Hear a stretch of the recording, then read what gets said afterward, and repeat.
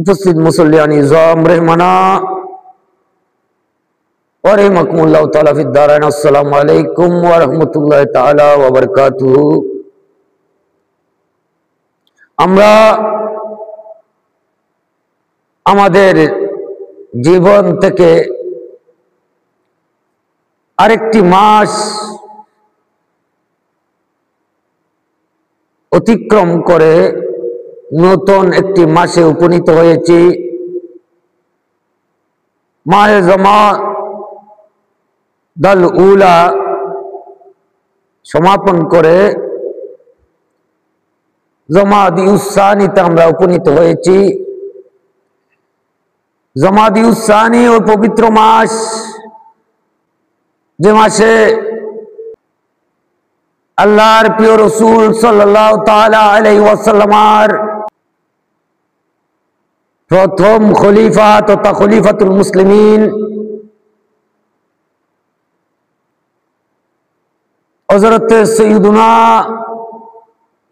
আবু বকর সিদ্দিক রাদিয়াল্লাহু তাআলা আনহু ইন্তেকাল করেছেন। সেই সাথে দ্বিতীয় খলিফা হযরত সাইয়্যিদুনা উমর ইবনুল খাত্তাব রাদিয়াল্লাহু তাআলা আনহু খেলাফতের মসনদে আরোহিত হয়েছেন।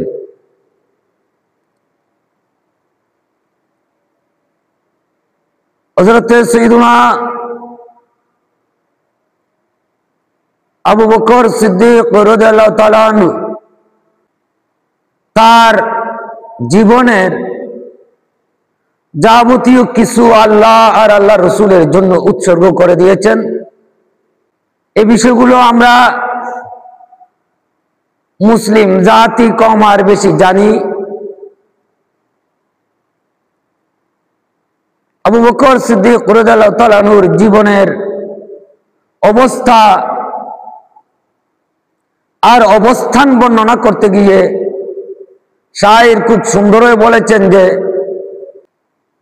परवाना को शमा बुलबुल के लिए फूल बस, सिद्दीक अकबर के लिए खुदा का रसूल बस।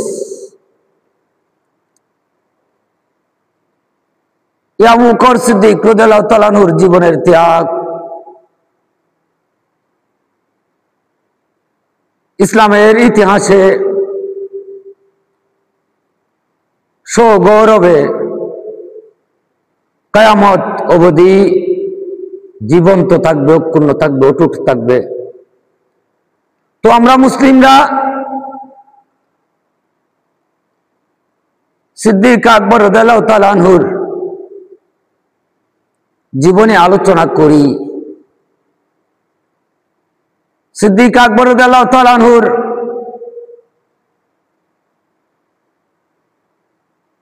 জীবনের যে ত্যাগ, গারে সৌরে জীবনের যে কোরবানি,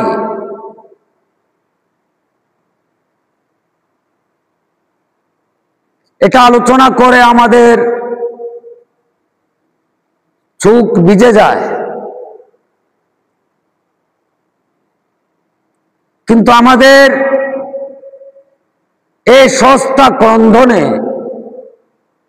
কি লাভ হবে সেটাও ভাবার প্রয়োজনীয়তা রয়েছে। কারণ আমরা যে চোখের পানি দিই, আমাদের বিসর্জিত চোখের পানি কতটা আন্তরিক, কতটা হৃদয় উৎসরিত, সেটা বিবেচনার দাবি রাখে। হাকিমুল উম্মাহ डॉक्टर इकबाल আলাইহির रहमा बोलें, तो आंखें तो हो जाती है फिर क्या लज्जत इस रोने में, तो आंखें तो हो जाती है फिर क्या लज्जत इस रोने में, खून जिगर की आमी जश से जब आश्क पयाजी बन न सका।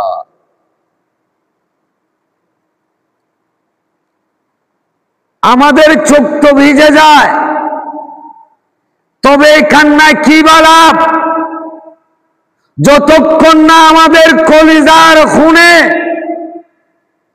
আমাদের চোখের পানি পেঁয়াজের রং ধারণ না করে।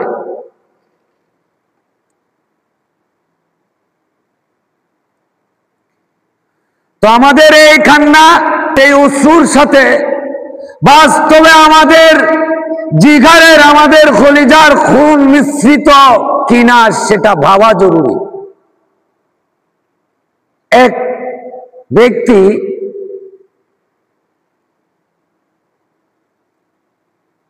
তার সফরের ঘটনা বর্ণনা করছে। সে সফরে দেখছে এক ব্যক্তি কান্নাকাটি করছে।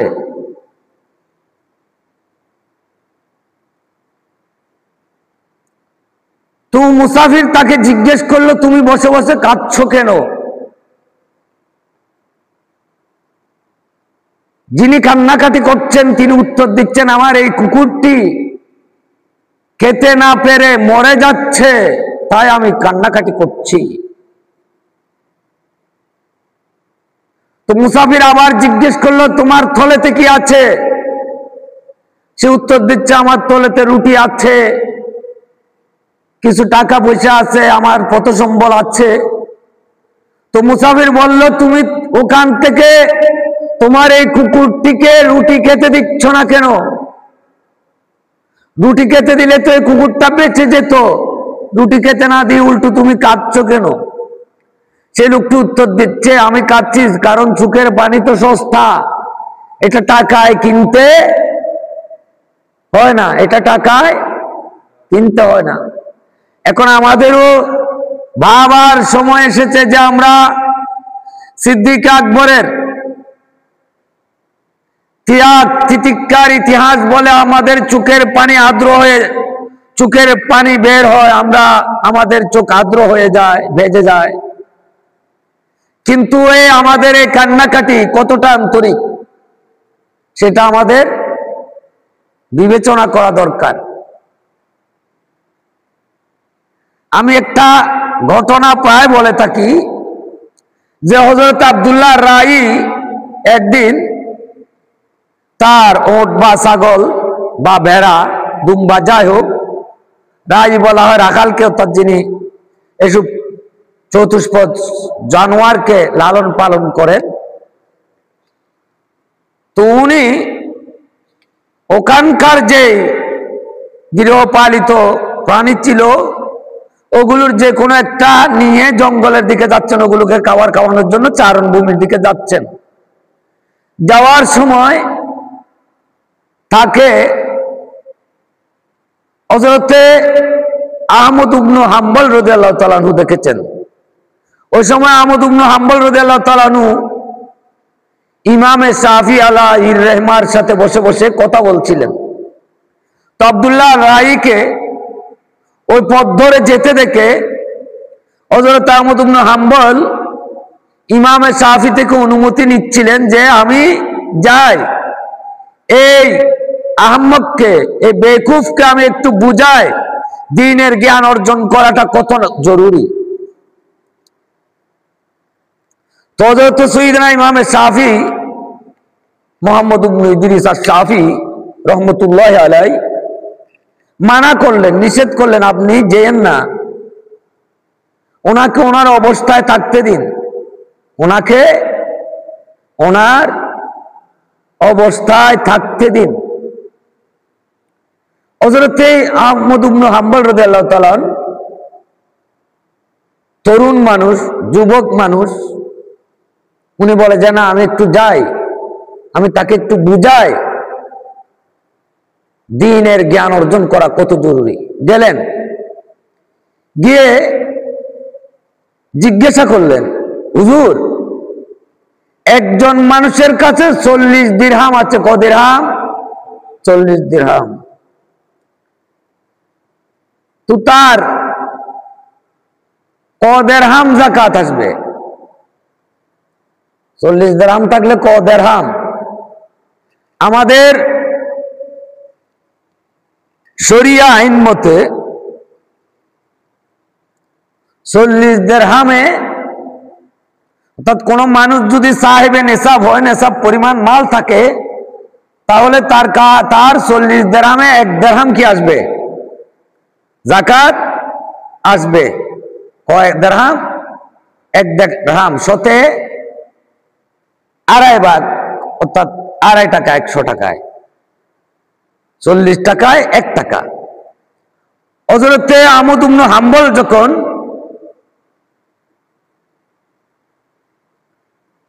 আব্দুল্লাহ রায়কে প্রশ্ন করলেন, তিনি উত্তর দিলেন 41 টাকা যাকাত আসবে। কয় টাকা? টাকা আছে 40টা, বলে কি 41টা। হযরতে আহমদ ইবনে হাম্বল রাদিয়াল্লাহু তাআলা আনহু ফের বললেন যে ইসলামী শরীয়তের যে বিধান, এগুলো তো দলিল দিয়ে প্রমাণ করতে হয়, এগুলোর জন্য দলিল লাগে। তোমার দলিল কি? তুমি যে 41 দিরহাম যাকাত আসবে বলছো। হযরত আহমদ ইবনে হাম্বল এই প্রশ্ন করার পর আব্দুল্লাহ রাই উত্তর দিচ্ছেন, আমি এই মাসআলা আর দলিল হযরতে আবু বকর সিদ্দিক রাদিয়াল্লাহু তাআলা আনহুর আমল থেকে নিয়েছি। কার আমল থেকে? হযরত আহমদ ইবনে হাম্বল বললেন, সে আমল কি? বলেন, সে আমল হচ্ছে আবু বকর সিদ্দিক রাদিয়াল্লাহু তাআলা আনহু নবী যখন বলেছিলেন যুদ্ধের ফান্ডে দান করার জন্য, নিজের সমস্ত কিছুই নিয়ে এসেছিলেন। নবী যখন জিজ্ঞাসা করেছিলেন, মা বকাইতা লে আহলিকা ইয়া আবু বকর, হে আবু বকর তুমি তোমার পরিবার পরিজনের জন্য কি রেখে এসেছো? সেদিন আবু বকর উত্তর দিয়েছিলেন, আবু কাইতু লাহুমুল্লাহ ওয়া রাসূলুহু, ইয়া রাসূলুল্লাহ, আমি তাদের জন্য আল্লাহ আর আল্লাহর রাসূল রেখে এসেছি। সেদিন সব কিছু নিয়ে এসেছিলেন, সেটাই আমার মাসালার ইস্তেমবাতের, আমার মাসালা নেয়ার উৎস, আমার মূল দলিল। তো হযরত আহমদ ইবনে হাম্বল বললেন, তাহলে তো 40 টাকা আসার কথা, তুমি 1 টাকা বাড়তি বললে কেন? তো আব্দুল্লাহ রাই বললেন, সে যদি শুরু থেকে এভাবে যা আছে তা দিয়ে দেওয়ার উপর আমল করত, তাহলে তো তার 40 টাকা জমা হতো না। জমা হলো কেন? ওর জন্য 1 টাকা তাকে জরিমানা দিতে হবে। 1 টাকা তাকে জরিমানা দিতে হবে। তখন হযরত সাইয়্যিদুনা আহমদ ইবনে হাম্বল রাদিয়াল্লাহু তাআলা আনহু বেহুশ হয়ে পড়ে গেলেন। কারণ আহমদ ইবনে হাম্বল রাদিয়াল্লাহু তাআলা আনহু হলেন একটি মাযহাবের ইমাম। তারা কোরআন, সুন্নাহ, ইজমা, কিয়াস সব কিছু রিসার্চ করে, গবেষণা করে, পুঙ্খানুপুঙ্খ যাচাই বাছাই করে যে মাযহাব আমাদের দিয়েছেন, সেখানে তারা লক্ষ্য রেখেছেন সর্বসাধারণ সর্বশ্রেণীর মুসলিমরা কি আমল করতে পারবে কি পারবে না, অর্থাৎ সকলের জন্য অনুসরণীয় হয়, সবাই অনুসরণ করতে পারে এমন রীতি পদ্ধতি তারা কোরআন সুন্নাহ থেকে আমাদের বের করে দিয়েছেন। এখন সমস্যাটা বাড়ছে ওই জায়গায় যে এই হযরতে আব্দুল্লাহ রাইর মতো যাদেরকে আমরা সুফি বলি, ওলি বলি, বুজুর্গ বলি, তাদের যে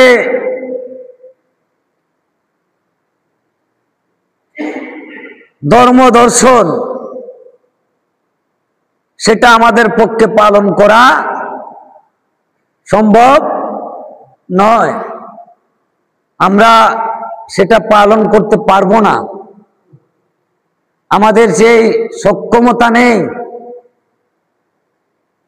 তারা পেরেছেন। বলছিলাম যে সিদ্দিক আকবর রাদিয়াল্লাহু তাআলা আনহুর কাহিনী বলে, ঘটনা বলে আমরা নিজেরা কাঁদছি বা শ্রোতাদের কাঁদাচ্ছি, কিন্তু আমাদের এই চোখের পানির সাথে কলিজার খুনের মিশ্রণ আছে কিনা বিবেচনা করতে হবে। অর্থাৎ আমরাও ইসলামের প্রয়োজনে নিজের সব কিছু বিলিয়ে দিতে পারি কিনা। যদি না পারি তাহলে আমরা তো শুধু সে সস্তা চোখের পানিটাই দিচ্ছি। এখানে আমাদের বুঝার বিষয় আছে। আমরা বলি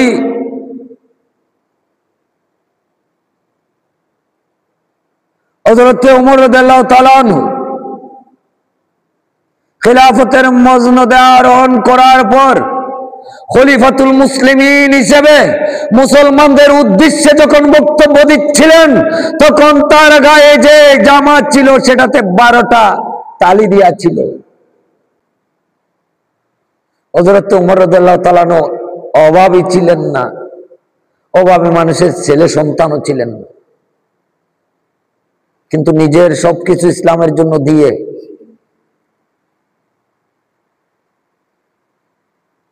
পরিস্থিতিটা এমন পর্যায়ে গিয়ে পৌঁছেছে।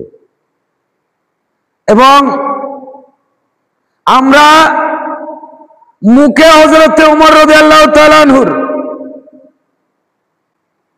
খেলাফত জীবনের ইতিহাসকে তুলে ধরছি, আদর্শে তা কতটুকু লালন করছি, এটাই বুঝার বিষয়। হযরত ওমর রাদিয়াল্লাহু তাআলা আনহু রাষ্ট্রীয় কোষাগার থেকে যতটুকু ওনার পরিবার পরিজনের একদম নিম্নমানে, কথা বুঝবেন, একজন সাধারণ মানুষ, একজন সাধারণ মদিনাবাসীর জীবনযাত্রার যে মান, একজন সাধারণ মদিনাবাসীর দুবেলার অন্নের যে অবস্থা, একজন সাধারণ মদিনাবাসীর পোশাকের যে অবস্থা, ঠিক ওই মানে যাতে নিজের আর পরিবারের খরচ চলে অতটুকু খরচ তিনি রাষ্ট্রীয় কোষাগার থেকে নিতেন।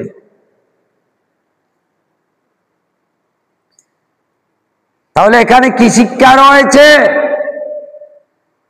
যারা মডেল, যারা নেতা, তাদের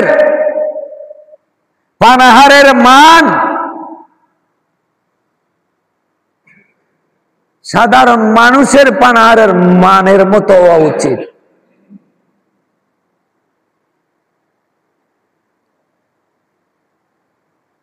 একবার তিনি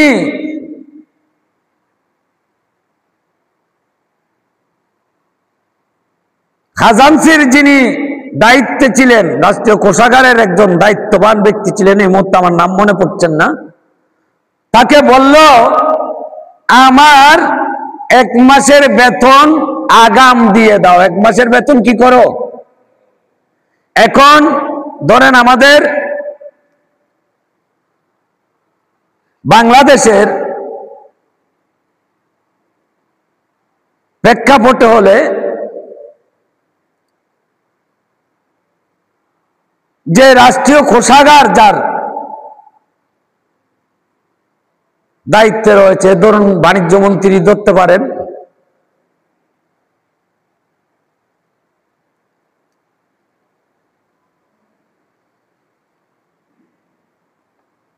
তাকে খলিফা বলতেছে, অর্থাৎ রাষ্ট্রপ্রধান রাষ্ট্রীয় কোষাগারের কোষাধ্যক্ষকে বলছে যে আমার 1 মাসের বেতন আগাম দিয়ে দাও।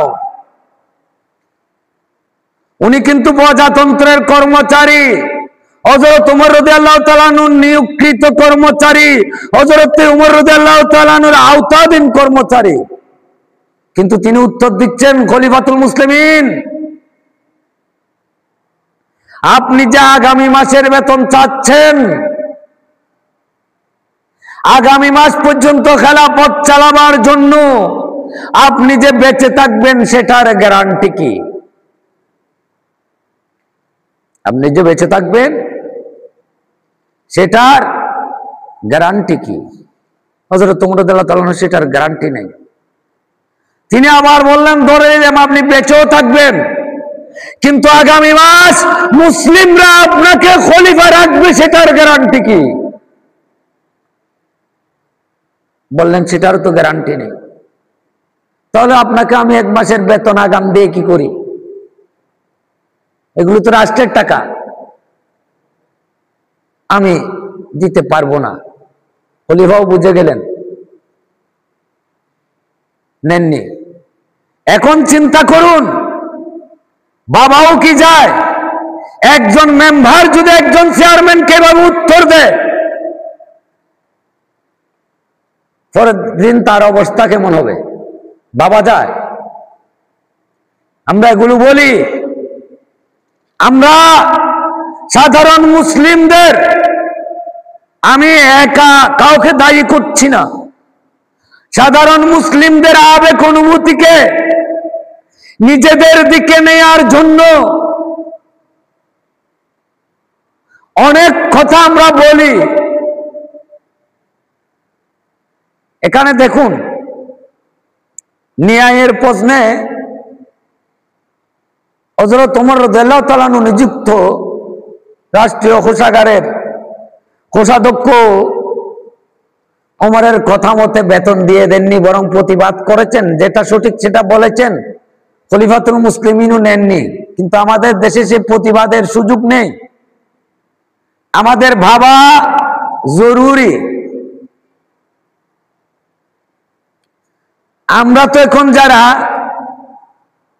আমি কারো নাম নিচ্ছি না, যারা ইসলামী দল করে, ক্ষমতায় যাওয়ার স্বপ্ন দেখে ক্ষমতায় এখনো যায়নি, আগাম বলছে যার যার নির্বাচনী এলাকায় প্রশাসনকে অর্থাৎ থানা পুলিশকে আমাদের আন্ডারে নিয়ে আসতে হবে। আমরা উঠতে বললে উঠবে, আমরা বসতে বললে বসবে, আমরা যাকে গ্রেফতার করতে বলি গ্রেফতার করবে, এ ধরনের বক্তব্য দিচ্ছে ইসলামী দলের নেতা। কথা বুঝাতে পারছি আমি? এখনো ক্ষমতা যায়নি, গেলে কেমন করবে বুঝেন? একজন ইসলামী দল তো না, জেনারেল যে দল আছে সে দলের নেতার তো বাসা হওয়া উচিত, প্রশাসন স্বাধীনভাবে কাজ করবে, প্রকৃত অপরাধীকে ধরবে, এটা বলা উচিত। এখন না, আমাদের কথা শুনতে হবে। তো এ হলো আমাদের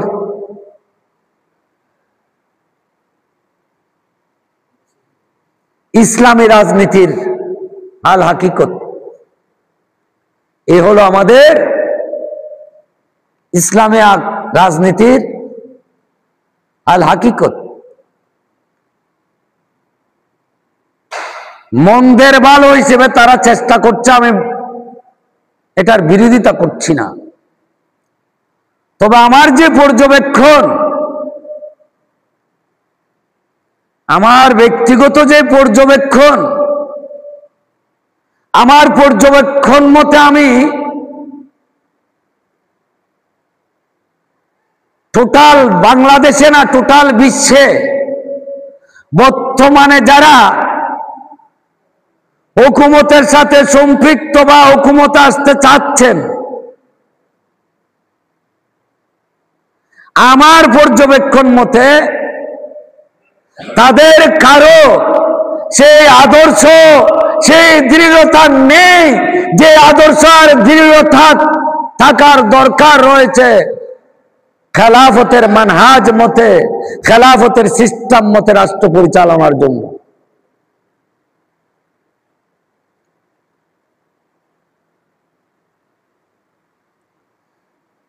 তার কারণ ইসলামী হুকুমত স্বজন প্রীতির সুযোগ নাই, গোষ্ঠীবৃত্তির সুযোগ নাই, ইনসাফ যেটা সেটা করতে হবে। তো এই ধরনের স্বজন প্রীতির ঊর্ধ্বে উঠে, গোত্র প্রীতির ঊর্ধ্বে উঠে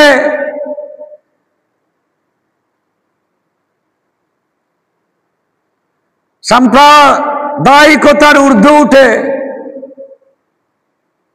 ন্যায় আদল প্রতিষ্ঠা করার মতো ব্যক্তিত্ব অন্তত যারা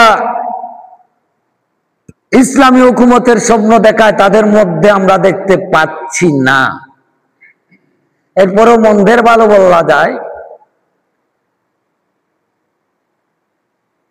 হযরত সাইয়্যিদুনা ইমামে হাসান রাদিয়াল্লাহু তাআলা খেলাফত থেকে নিজের হাত গুটিয়ে নেওয়ার পর টোটাল ইসলামী বিশ্বে হযরত ওমর ইবনে আব্দুল আজিজের স্বল্প সময়ের শাসনকাল ছাড়া যুগ যুগান্তরে ইসলামী হুকুমতের নামে যত রাষ্ট্র ব্যবস্থা চলেছে প্রতিটি শতে শত ইসলামী ছিল না।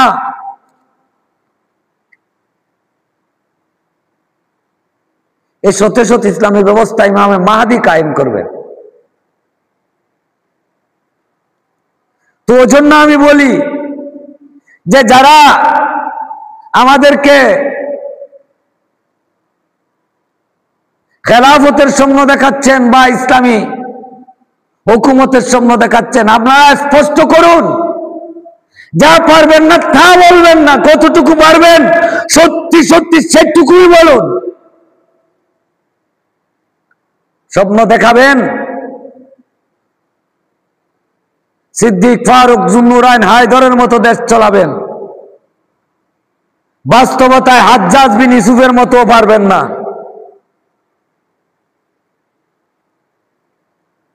এটা হয় না।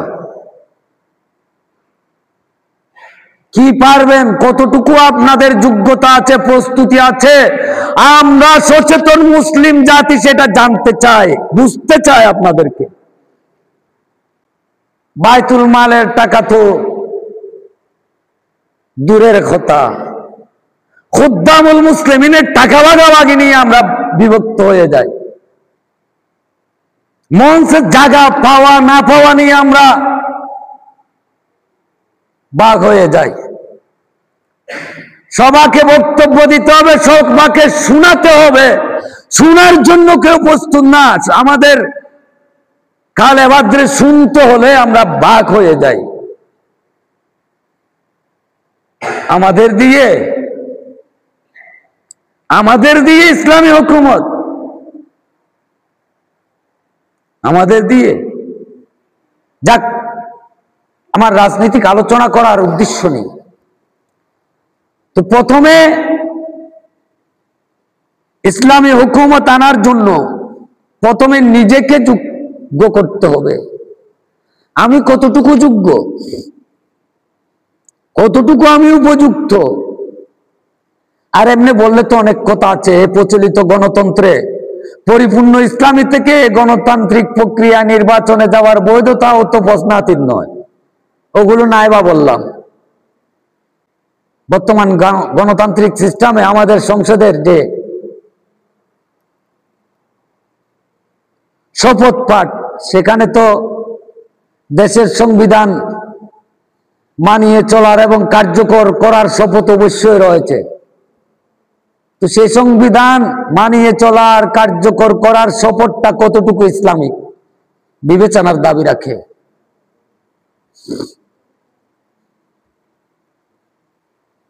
বলছি আমরা তা বদলাবো। কখন বদলাবো?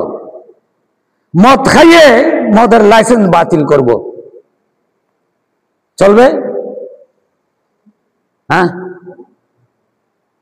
আগে মদ খাবো, তার কারণ আমি মদ না খাইলে তো মদদীদের আড্ডায় পৌঁছতে পারছি না।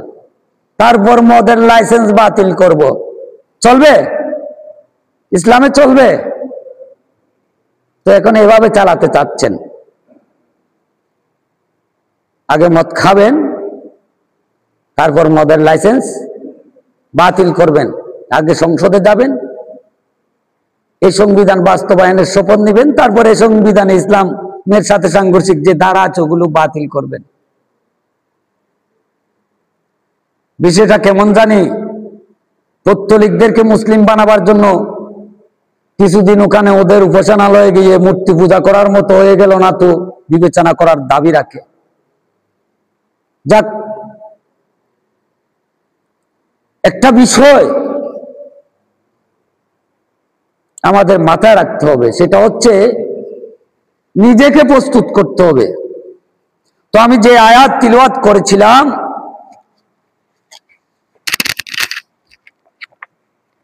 সেই আয়াতটা হচ্ছে সূরা তাহরীমের ষষ্ঠ আয়াত। এখানে আল্লাহ বলছেন, ইয়া আইয়ুহাল্লাযীনা আমানু, হে ঈমানদারেরা, কু আনফুসাকুম, তোমরা নিজের নফসকে বাঁচাও, নিজেকে বাঁচাও, নিজেকে বাঁচাও, ওয়া আহলিকুম, এবং তোমাদের পরিবারকে বাঁচাও। কিসের থেকে বাঁচাও? নারাও, আগুন থেকে, জাহান্নাম থেকে। আলিকুম নারাও ওয়াকুদুহান নাসু ওয়াল হিজারা, ওই জাহান্নাম থেকে, যে জাহান্নামের ইন্ধন হচ্ছে মানুষ আর পাথর। আমরা তো আগুন জ্বালাই লাকড়ি দিয়ে, ওখানে জাহান্নাম জ্বালানো হবে কি দিয়ে? মানুষ আর পাথর দিয়ে। যাতে রয়েছে আলাইহা মালাইকাতুন গিলাজুন শিদাদুন লা ইয়াসুন আল্লাহ, ওখানে জাদরেল কঠিন স্বভাবের ফেরেশতারা রয়েছে। আমরা তো মনে করি ফেরেশতারা খুব সোজা শান্ত, না,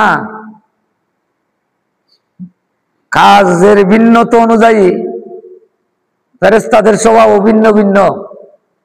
আল্লাহ ইরশাদ করছেন, সেখানে কঠিন স্বভাবের জাদরেল ফেরেশতারা নিযুক্ত থাকবে। লা ইয়াসুন আল্লাহ মা আমরাহুম, তাদেরকে আল্লাহ যা নির্দেশ করেছে সেই নির্দেশের ক্ষেত্রে অবাধ্যতা করবে না, অর্থাৎ সাজা দিতে বলছে সাজা দিতে থাকবে, দয়া মায়ার উদ্রেক তাদের হবে না। ওয়া ইয়াফআলুনা মা ইউমারুন, এবং তারা তাই করবে যা তারা আদিষ্ট হয়েছে, তাদেরকে আদেশ দেওয়া হয়েছে। এই যে জাহান্নাম থেকে নিজে বাঁচা, তারপর পরিবার পরিজনকে বাঁচানো, এটা আল্লাহর নির্দেশ প্রাথমিক। তো প্রতিটি মুমিনের এটা কর্তব্য। যিনি ক্ষমতার মজনদে নেই, তাকে জিজ্ঞেস করা হবে না তুমি ইসলামী হুকুমত বাস্তবায়ন করনি কেন, কারণ সে তো ক্ষমতার মজনদে ছিল না। তাহলে আমাদের প্রাথমিক দায়িত্ব নিজে বাঁচা, পরিবার পরিজনকে বাঁচানো। তো আমরা কয়জন পেরেছি নিজে বাঁচতে? কয়জন পেরেছি নিজের পরিবার পরিজনকে বাঁচাতে? এটা আমাদের প্রথম বিবেচনা করতে হবে। তো আমরা যদি নিজে বাঁচতে সক্ষম হই, পরিবার পরিজনকে বাঁচাতে সক্ষম হই, তারপরে আসবে কাদের বাঁচানোর কথা? সমাজ, গ্রাম, ইউনিয়ন, উপজেলা, জেলা, দেশ, এভাবে আসবে ক্রমান্বয়ে। তো আমরা যে প্রাথমিক স্টেপটাই পার করিনি, সেখানে দ্বিতীয় স্তর, তৃতীয় স্তরে, একদম সর্বোচ্চ স্তরে চলে যাওয়ার সুযোগ তো আমাদের নাই। সুতরাং আমি বলবো, আমাদের প্রত্যেকের উচিত প্রথমে নিজেকে পরিপূর্ণ মুমিন করা, পরিপূর্ণ মুসলিম করা। ইসলামী হুকুমত আরেকজনের ঘরে প্রতিষ্ঠার আগে, রাষ্ট্রে প্রতিষ্ঠার আগে নিজের মাঝে এবং নিজের ঘরে প্রতিষ্ঠা জরুরি। এটা না করতে পারলে এটা ইসলামী হুকুমত আসবে না। ইসলামী হুকুমত হবে না আমরা দাবি করলেও। এজিদের হুকুমতকেও ইসলামী বলতে হয়, মুলুকিয়ত ছিল। তো বলছিলাম, নিজে বাঁচুন, পরিবার পরিজনকে বাঁচান, তারপর সমাজে যাইয়েন। তারপর ইউনিয়নে যাইন, তারপর রাষ্ট্রে যাই। আল্লাহ আমাদের প্রত্যেককে বুঝার তৌফিক দান করুন, আমিন। আল্লাহ পাক আমরা প্রত্যেককে আহলে সুন্নাহ ওয়াল জামাতের মতাদর্শে অটুট অবিচল রাখুন, আমিন। ওয়া মা আলাইনা ইল্লাল বালাগ। আসসালামু আলাইকুম ওয়া রাহমাতুল্লাহি তাআলা ওয়া বারাকাতুহু।